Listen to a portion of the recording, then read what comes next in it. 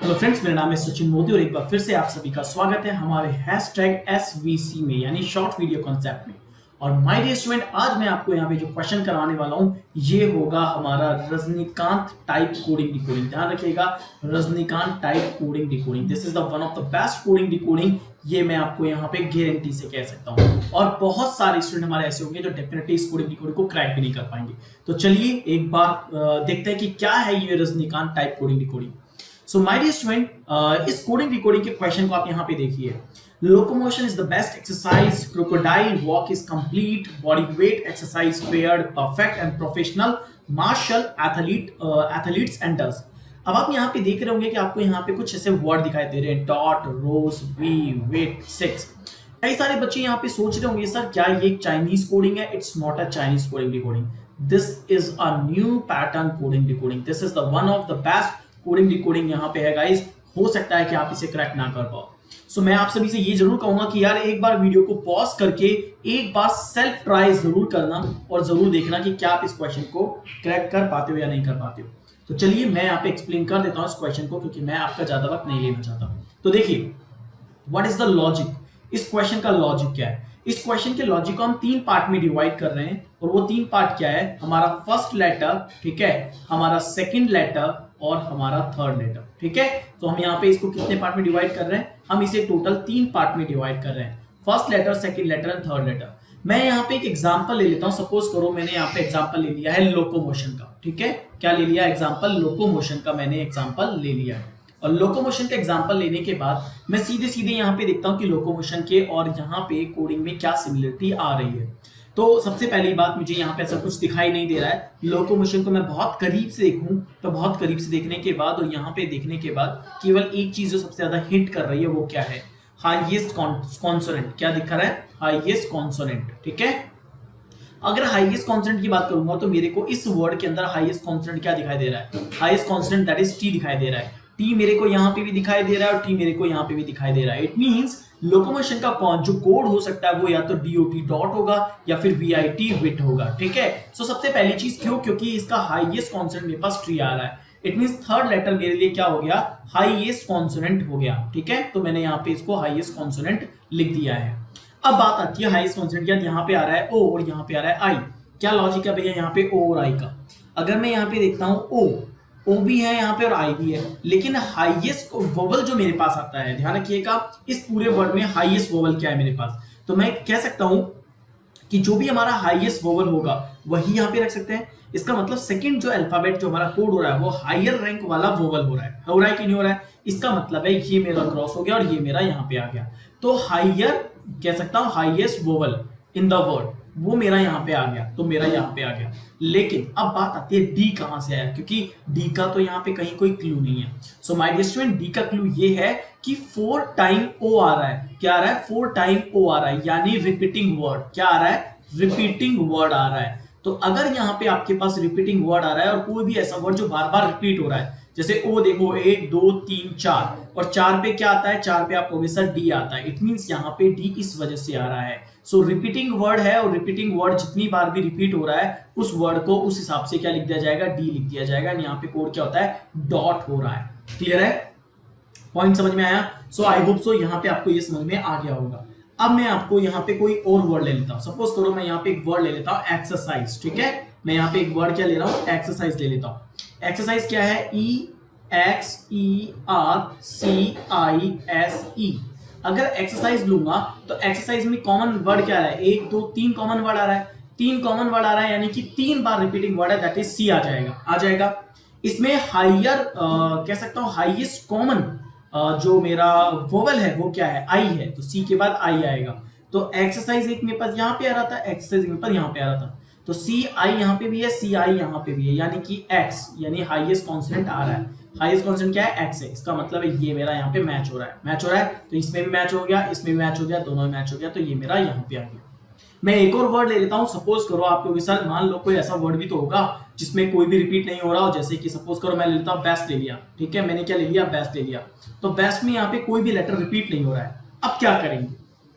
तो यहाँ पे आपके पास दूसरा लॉजिक है। तो ये तो आपका इस क्वेश्चन का पहला लॉजिक हुआ जब रिपीटिंग लेटर थे। अब अगर मान लो ऐसा होता है कि रिपीटिंग लेटर ही नहीं हो तो क्या करोगे?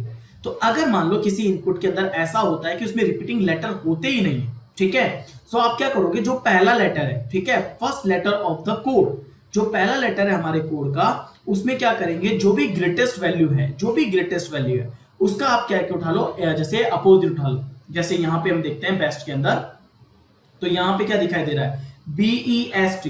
अब आप ये मैंने आपसे बोला first letter of the code is the reverse of the greatest vowel, तो ग्रेटेस्ट वोवल का रिवर्स होना चाहिए। सो मैंने आपसे क्या बोला, ई का अपोजिट क्या आ जाएगा, वी आ जाएगा। तो अब यहाँ पे देखो बी, इसका पहला वर्ड जो बनेगा ग्रेटेस्ट वोवल का अपोजिट बनेगा। ध्यान रखिएगा, अगर कोई ऐसा हो तो ग्रेटेस्ट वोवल का अपोजिट लेटर, ग्रेटेस्ट वोवल का अपोजिट लेटर,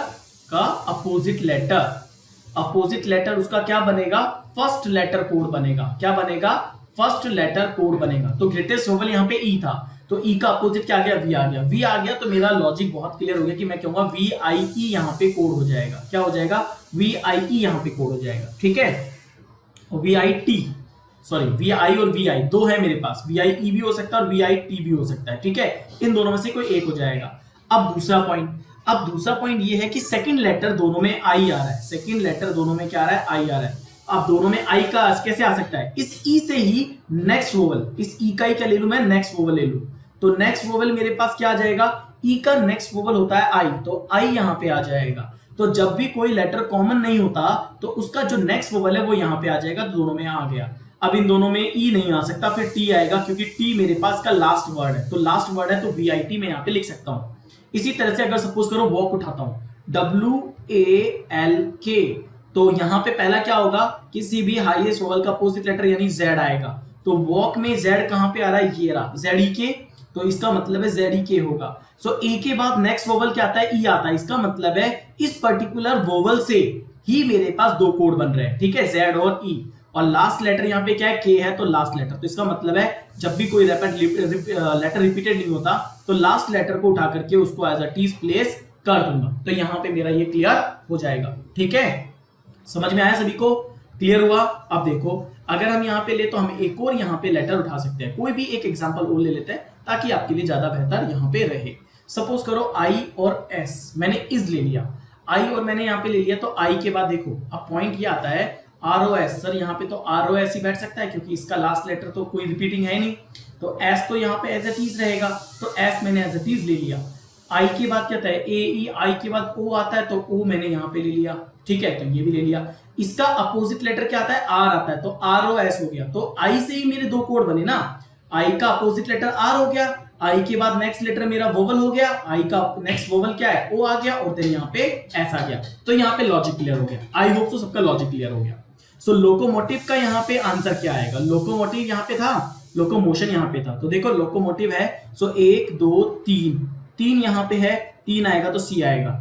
फिर अगर हम यहाँ पे बात करते हैं हाईएस्ट वोवल क्या आता है, O आ रहा है, और अगर मैं यहाँ पे देखूं तो लास्ट क्या है, T, यानी कि इस क्वेश्चन का आंसर क्या आ जाएगा, कॉट आ जाएगा, ठीक है। इसी तरह से इसका आपको देखना पड़ेगा, काफी बड़ा है, तो आप डेफिनेटली ढूंढिएगा और निकालिएगा आंसर क्या है। BOY, बॉय का कॉर्ड क्या होगा। अगर देखो बॉय की मैं बात करता हूँ, सो मैं ये कह सकता हूँ कि Y, देखो इसमें भी Y है, इसमें Y है, इसमें Y है और इसमें नहीं है, तो ये हटाओ, इसके अंदर क्योंकि कोई रिपीटिंग लेटर नहीं आ रहा है। अब यहाँ पे O आ रहा है, O आ रहा है, इसका मतलब है किसमें O आ रहा है, तो हाईएस्ट लेटर, देखो वैसे तो यहाँ पे लॉजिक ये बनता है, O यहाँ पे आ गया, L यहाँ पे आ गया और B यहाँ पे आ रहा है, क्योंकि दो रिपीटिंग लेटर है, तो सीधी सी बात है ये आ जाएगी। B का आता जब दो रिपीटिंग लेटर होते, और दो रिपीटिंग लेटर होते इसका मतलब है दो रिपीटिंग लेटर मेरे पास क्या आ रहा है, डबल L आ रहा है, तो डबल L आ रहा है, इसका मतलब है दो बार L आ रहा है, यानी B आ जाएगा।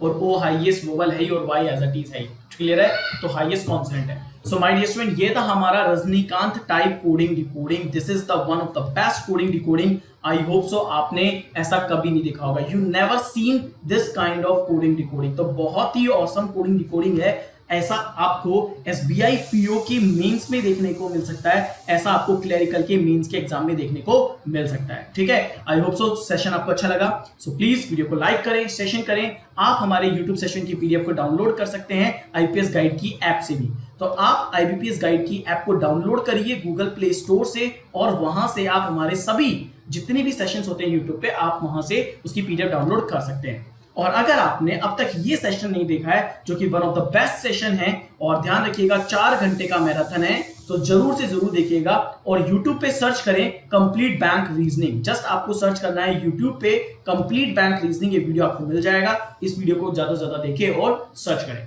Thank you so much for being with me. फिर मिलते हैं नेक्स्ट सेशन में।